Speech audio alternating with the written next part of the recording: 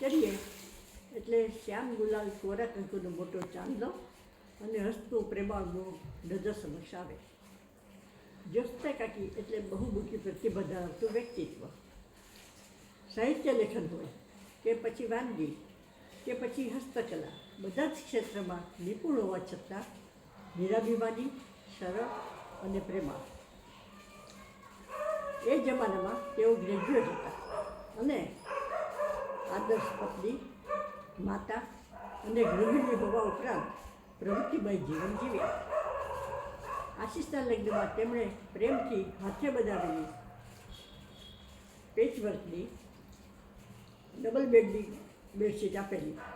એ તેમની એ ઉંમરે પણ હસ્તકલા માટેની ઊંડી સૂઝ અને અમારા પ્રત્યેની લાગણી બતાવે છે.